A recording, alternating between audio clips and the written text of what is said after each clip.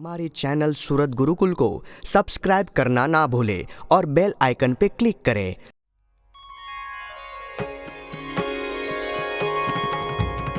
संवत 1882 वर्ष पोषी पूनम ने दन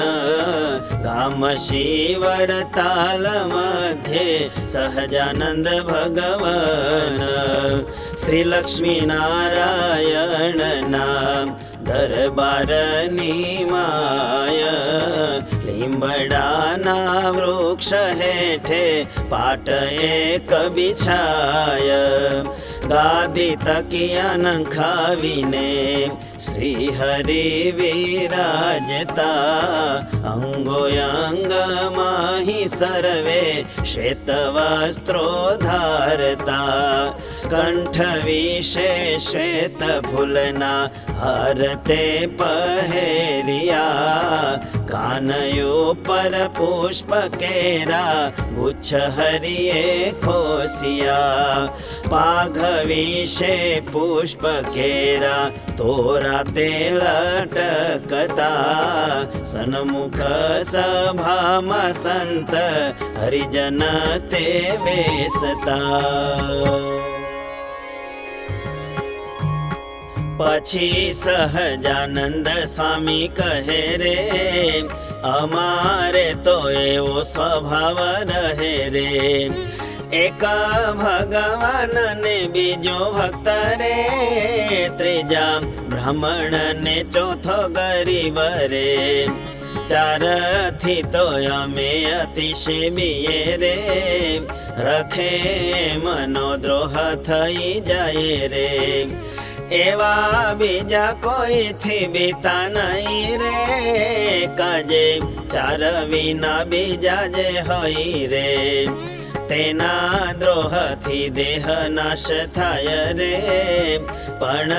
જીવનો નાશ નવ હોય રે ચારે માથી એકેનો દ્રોહ થાય રે તો જીવનો નાશ થઈ જાય રે વાત સુણીને મુક્ત મુનિ કહે રે પ્રભુ જીવ તો અવિનાશી રહે રે તેનો નાશ તે તો કેમ જણાય રે ત્યારે બોલિયા શ્રીજી મહારાય રે પર્વતનું કે જડ દેહ આવે રે કોઈ કાળે કલ્યાણ નવ થાવે રે તે જીવનો નાશ થયો જાણવું રે માટે જેને કલ્યાણ ને ઈચ્છવું રે તેને ચારે માંથી કોઈ પણ રે તેનો દ્રોહ કરવો નહીં જાણ રે વાળે ભગવાન કે ભક્ત જેહી રે તેની આગે માન રખાય નહીં રે કાજે માનતે તો ક્રોધ મત્સર રે ઈર્ષા અને દ્રોહનો છે આધાર રે માની હોય તેની જે ભક્તિ હોય રે તે પણ આસુરી કહેવાય રે ને જે પ્રભુ ભક્તને વિવરાવે રે તે જો ભક્ત તો એ અસુર કાવે રે અને અમારો સ્વભાવ એ હોય રે ભક્ત બ્રાહ્મણ કે ગરીબ કોઈ રે તેનો દ્રોહ કરે છે જન જેહી રે તે તો અમને દીઠો ગમે નહીં રે અને આલોક પરલોક માય રે તેને અમારે સોબત ન રે રે એમાં વાર્તા કરીને મહારાજે રે દોયા પદને ગવરાવ્યા છે જે રે મારા હરજે શું હે તન દિશે રે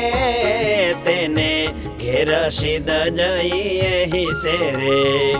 મારા વાલાજી શું વાલપ દિશે રે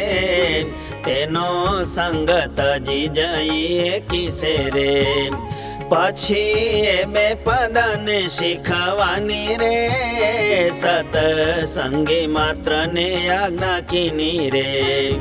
પછી કહ્યું એમાં જે વાર્તા હવી રે,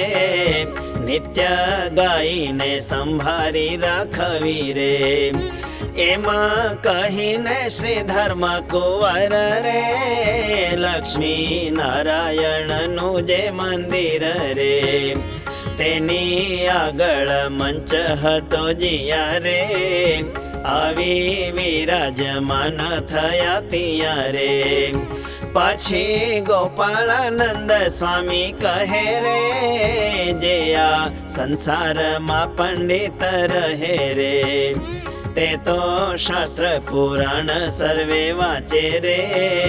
તોય ભગવાનને સંત જે છે રે, તેનો મહિમા જેમાં હોય તેમાં રે, એને સમજાતો નથી તે કેમ રે. પછી ઉત્તર કહે શ્રી ભૂધરા રે, શાસ્ત્ર પુરાણ વાંચે છે તો ખરા રે, પણ ભગવત આશરો નહીં રે, તેને કામ ક્રોધાદિ દોષ જેહી રે, તે તો એનો જીવ હરવી દેય રે,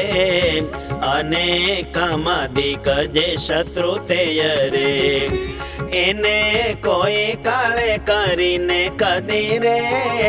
માથું ઉપાડવાને દેતા નથી રે. પછી પંડિત તે પોતાની પેઠે રે, ભગવાન અને સંતને દેખે રે, જેમાં અમારા કામાદિક શત્રુ રે, કોઈ કાળે પામે નહીં નિવૃત્તિ રે, તેમાં એના કામાદિક જે હોય રે, તે નિવૃત્તિ પામતા ન હોય રે. એમાં ભગવાન ને સંત વિશે રે, એવા દોષને દેખે છે અતિશય રે, માટે શાસ્ત્ર પુરાણ વાંચે તોય રે, યથાર્થ મહિમા ન જણાય રે. પછી દીનાનાથ ભટ્ટને સંત રે, તેને પ્રશ્ન પૂછે છે ભગવંત રે, બ્રહ્મ સ્વરૂપ સદપુરુષ જે રે, ત્રણ દેહ અવસ્થા પર હોય રે, 14 ઇન્દ્રિયોની જે ક્રિયા હોય રે, પોતા વિશે કે માનતા નોય રે, તેને અજ્ઞાનીથી ન ઓળખાય રે, જ્યારે મોટા સરખી સ્થિતિ થાય રે, ત્યારે મોટા પુરુષ જેમાં વર્તે રે, તેને એ જીવથી સત્ય માનતે રે, અને જ્યાં સુધી મહિમા ન જાણે રે, બ્રહ્મ સ્વરૂપે સ્થિતિ નવ બને રે. આત્મા વિશે જો સ્થિતિ નવ થાય રે, સત્પુરુષ મહિમા ન જણાય રે, માટે પરસ્પર વિરોધ આવ્યો રે, ટળે વિરોધ તે ઉપાય કહો રે. પછી જેની જેવી નજર પૂગી રે, તેવો ઉત્તર કર્યો સતસંગી રે, પણ ન થયું તેનું સમાધાન રે,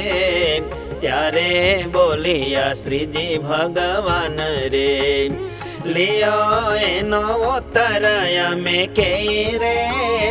એનો ઉત્તર તે તો એમ હોય રે, પૃથ્વી વિશે પ્રભુના અવતાર રે, તેને મળેલા સંત નિરધાર રે, તેની સાથે અતિશય પ્રીતિ થાય રે, ત્યારે સંતમાં દોષ ભાષે નાય રે, જેને જે સાથે દ્રઢ હેત હોય રે, તેનો અવગુણ આવે જનય રે, અને તેના જે વચન હોય રે, તેને પોતે સત્ય કરી મનાય રે. એવી રીતે લૌકિક માર્ગે રીતિ રે, તેમાં કલ્યાણ માર્ગે પણ રીતિ રે. માટે સત્પુરુષમાં દ્રઢ પ્રીતિ રે, આત્મદર્શન સાધન એ રેતી રે. અને સત્પુરુષનો મહિમાય રે, તેને જાણવાનું સાધન છે રે. વળી સાક્ષાત પ્રભુનું દર્શન રે, એને ધ્યાનું પણ એ જ સાધન રે. વળી સાક્ષાત પ્રભુનું દર્શન રે, એને ધ્યાનું પણ એ જ સાધન રે. ઇતિ શ્રી સહજાનંદ સ્વામી પ્રબોધિતે અધ્યાત્મશાસ્ત્રે શ્રી વચનામૃત સદ્ગ્રંથે વડતાલ પ્રકરણે જીવસ્ય નાશો ભવિતવ્યો નામ એકાદશમં વચનામૃતમ.